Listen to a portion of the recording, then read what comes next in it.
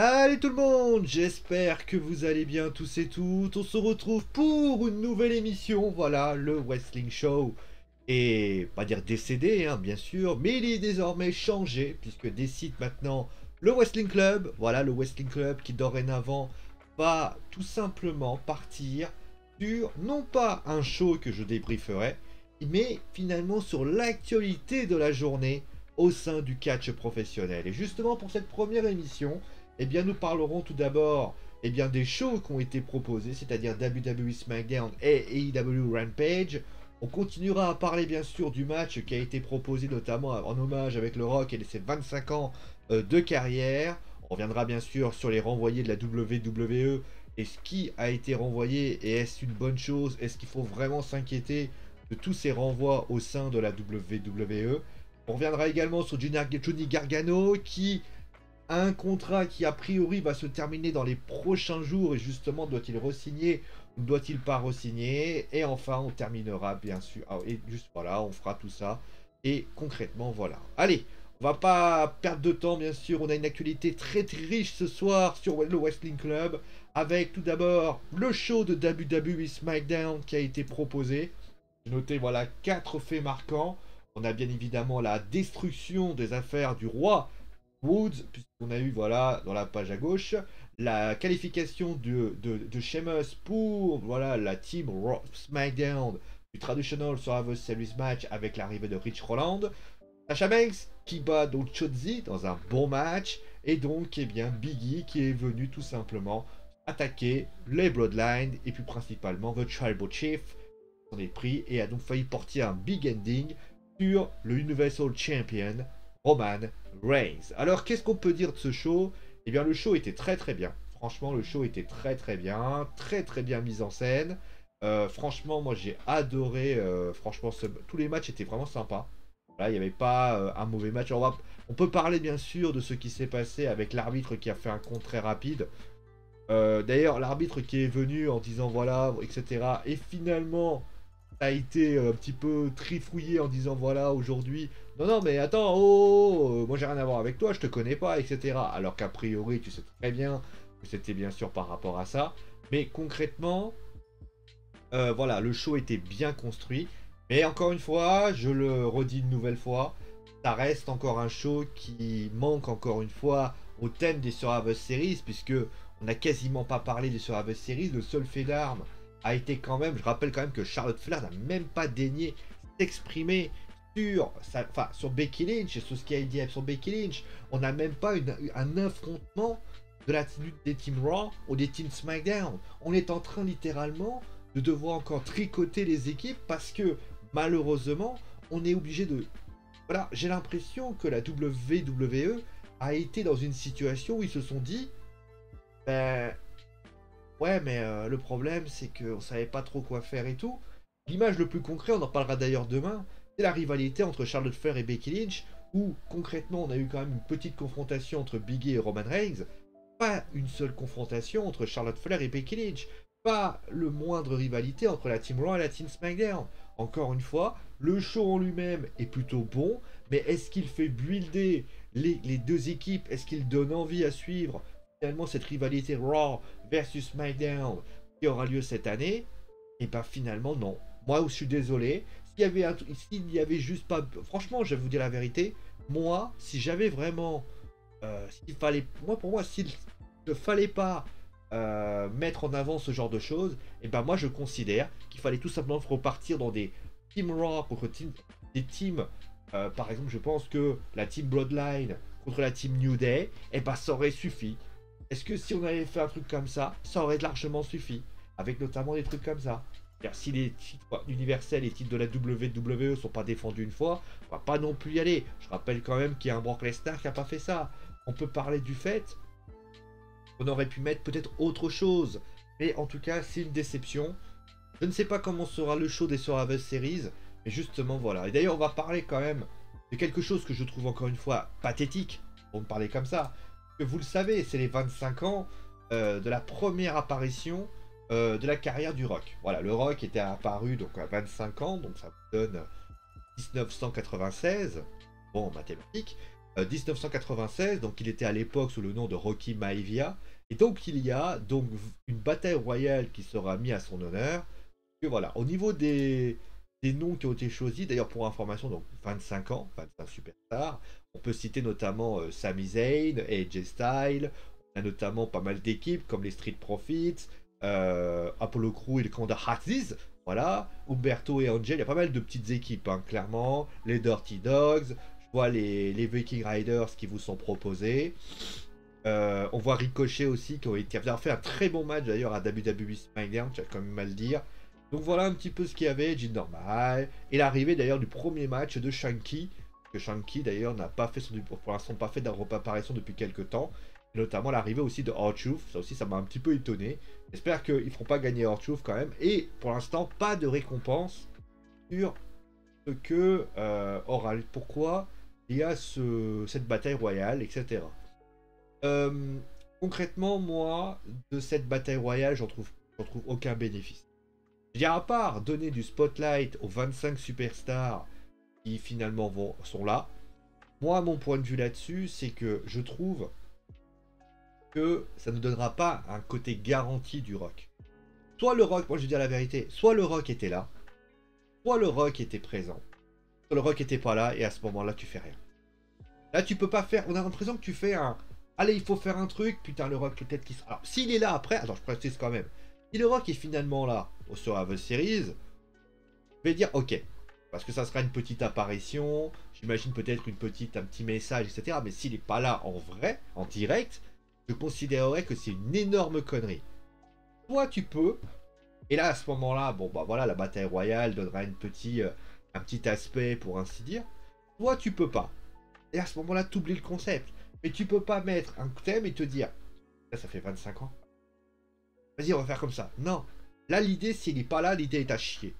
L'idée est à chier parce que le principal protagoniste, l'homme, doit être là. C'est comme si demain vous aviez l'Undertaker qui faisait ses adieux, mais l'Undertaker était pas là. Et que c'était. Ils avaient fait, je sais pas, une sorte de montage d'hommage vis-à-vis de l'Undertaker pour au final rien faire de plus. Non. Soit il est là, et là à ce moment-là, bon oui, la Battle Royale peut se justifier. Soit il est pas là, et à ce moment-là, c'est à chier. Alors je laisse quand même le bénéfice du doute, mais d'après ce que j'avais compris, ça paraissait compliqué. D'ailleurs, une fois, on parlait de cette fameuse rivalité entre Roman Reigns et le Rock, notamment à WrestleMania. S'il est là, ça veut dire qu'on enclenche la rivalité à WrestleMania. Et s'il est pas là, non, non, pour moi, même d'ailleurs, j'aurais fait un truc tout bête. J'aurais fait un Roman Reigns contre Biggie, Roman Reigns qui aurait sans doute gagné, et à ce moment-là, Roman qui demande à être reconnu comme le nouveau People Champ, qui est reconnu comme celui qui est, pour ainsi dire, à la hauteur du rock. Mais voilà, mais en tout cas, ils ont fait une Battle Royale. Franchement, c'est des trucs de fainéants et j'aime pas ça du tout.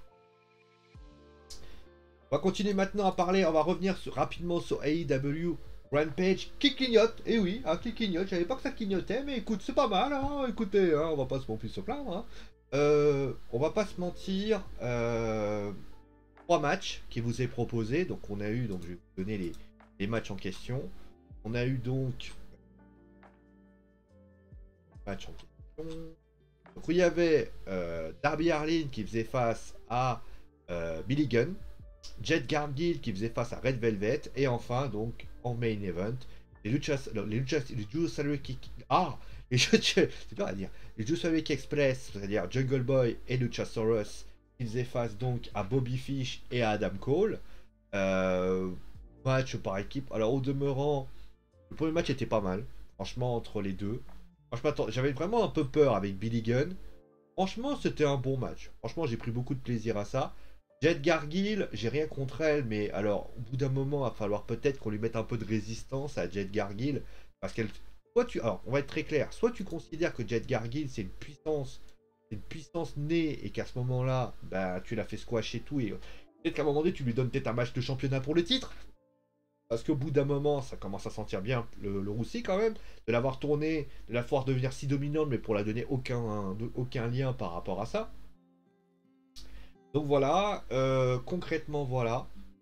Après le reste, j'ai pas été... Voilà, le main event était pas mal. Mais concrètement, ça reste encore vais pas dire que j'ai pas aimé le show, mais 45 voilà, le show a duré 50 minutes. C'est un bon show. Après, j'imagine bien que les audiences seront pas ouf.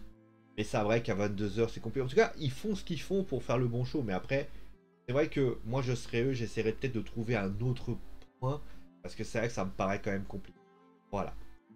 Allez, maintenant, on va passer, bien sûr, au renvoyé de la WWE. Parce que oui, il y a encore eu des renvoyés après la semaine dernière. Donc, on va rappeler que la semaine dernière, il y avait une série de renvois qui ont eu lieu, notamment. Je crois qu'il y a 2 semaines ou il y a 2 semaines, je sais plus. Il y avait notamment, bien sûr, Nia Jax qui a été renvoyé de la part de la WWE. Et donc, enfin, on peut compter ça. Donc, il y a 8 superstars qui ont de nouveau été. Enfin, 8 superstars qui ont été de nouveau renvoyés au sein de la WWE.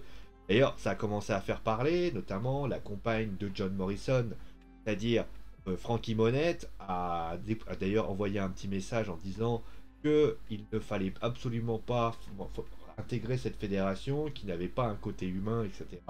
Puisque oui, son mari, donc John Morrison, s'est fait licencier également. Les Hit Raw, c'est-à-dire que après B-Fape, qui a été renvoyé il y a quelques semaines, désormais Top Dollar, Ashanti Donis et surtout l'ancien North American Champion Isaiah Swerve Scott qui a été renvoyé.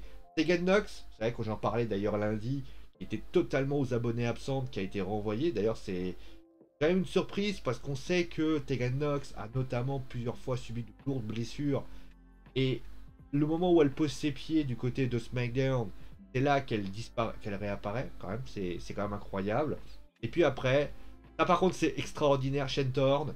Jason Rikers également qui a été renvoyé, hein, l'ancien comparse d'Elias.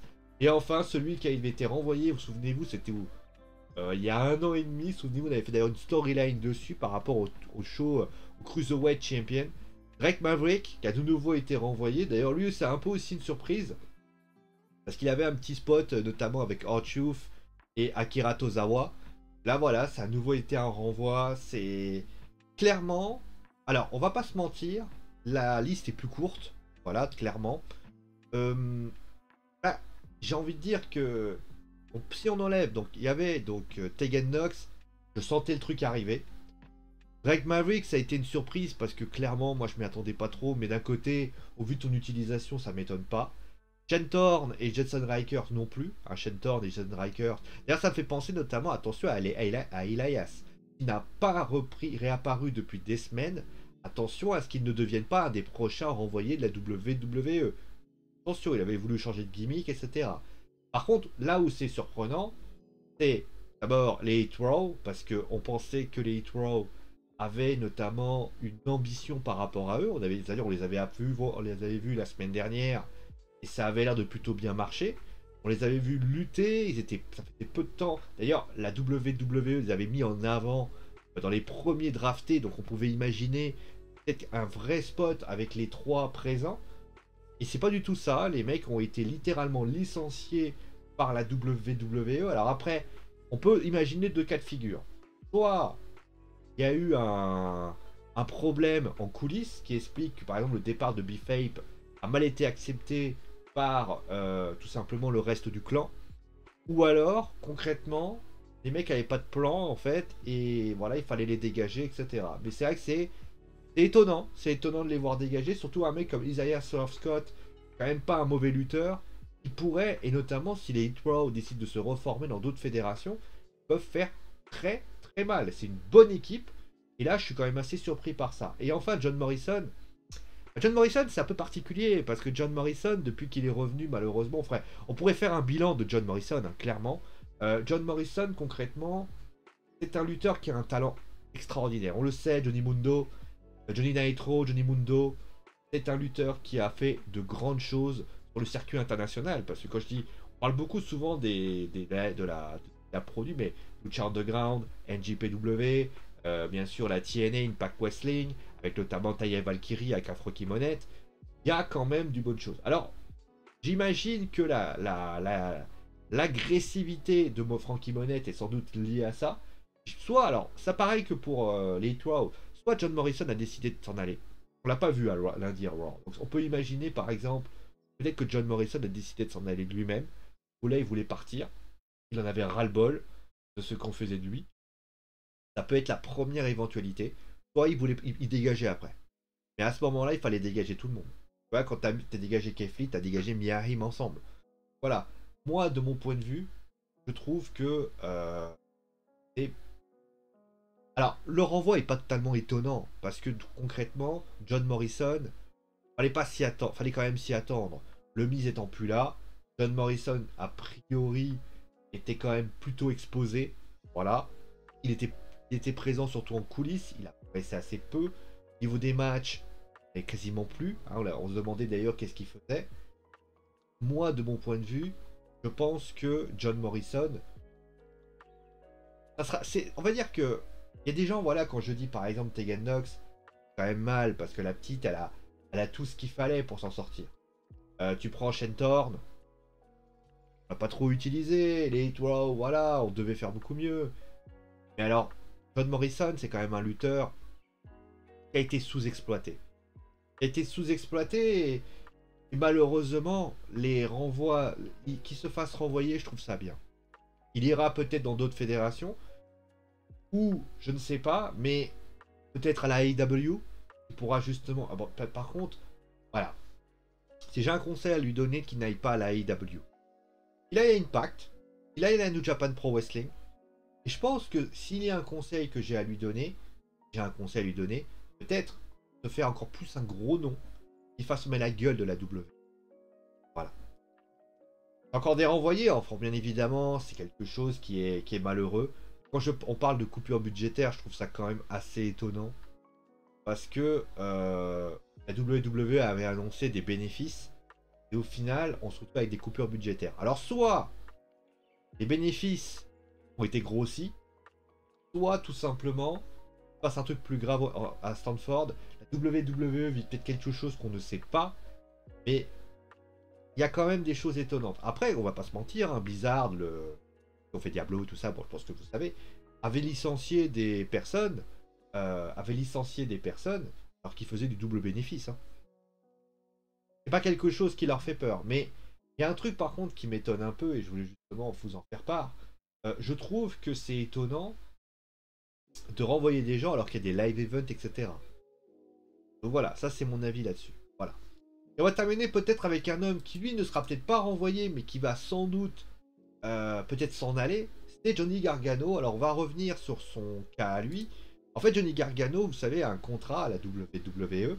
Et il faut savoir que, et ben, comme Adam Cole il y a quelques mois, eh bien, c'était lutteurs qui, notamment, on peut citer Kevin Owens, on peut citer Sami Zayn. Johnny Gargano, en fait, a un contrat qui va se terminer les prochaines semaines. Alors certes, il a eu un titre, un match pour le North American Champion, clairement. Et le truc, c'est que là aujourd'hui, il n'a toujours pas re-signé. Alors, est-ce qu'on peut s'y inquiéter? Clairement, oui. Le cas d'Adam Cole, qui n'a pas signé, qui a au début été en signature et on savait pas trop quoi faire. A priori, le contrat de Johnny Gargano se terminerait le 3 décembre, donc ça nous donne à peu près 2 à 3 semaines. Et pas beaucoup, hein, clairement. Après, la question, première chose, est-ce qu'on doit s'y inquiéter? La réponse est oui. Alors si vous êtes fan de la WWE, oui. La WWE doit s'y inquiéter, oui. Parce que aujourd'hui, la WWE, malheureusement, ne peut pas gérer, doit avoir encore une fois des superstars top du côté de NXT. Les audiences sont catastrophiques. On en parlera d'ailleurs, je crois, demain. On parlera des audiences de Dynamite et de NXT. Franchement, elles sont catastrophiques, les audiences de NXT. On reviendra là-dessus par rapport à ça. Mais franchement, Johnny Gargano, s'il y a bien un mec qui peut rehausser tout ça, c'est lui. Mais de toute manière, après, je me dis aussi, il va falloir. Après, est-ce qu'il doit prolonger? Lui, en tout cas. Alors oui, prolonger, mais pour quelle raison? Je vais pas être. Ce que je vais dire, et de mon avis là-dessus, encore une fois. Johnny Gargano, c'est un lutteur extraordinaire. Honnêtement, ce qu'il produit sur le ring, c'est légendaire. Ce qu'il produit en segment, c'est fascinant. Honnêtement, moi, j'adore le personnage. J'adore ce qu'il fait. Et c'est un lutteur qui, excuse-moi de dire ça, est le heart and soul de NXT. Voilà. Le problème, c'est que, comme Tommaso Ciampa, Johnny Gargano a fait le tour de NXT. Moi, la question que je me pose, c'est s'il va à Raw, ou à SmackDown d'ailleurs, est-ce qu'il va réussir à percer? On a vu des lutteurs au talent. Regardez Ricochet par exemple. Ricochet, c'était un lutteur incroyable. C'est un lutteur, vous avez vu ce qu'il a fait, le match qu'il a fait à SmackDown. Il est incroyable ce gamin. Et le problème, c'est que Ricochet, il parvient même pas à tourner autour. Alors que je suis certain qu'il irait du côté de NXT. Finn Balor.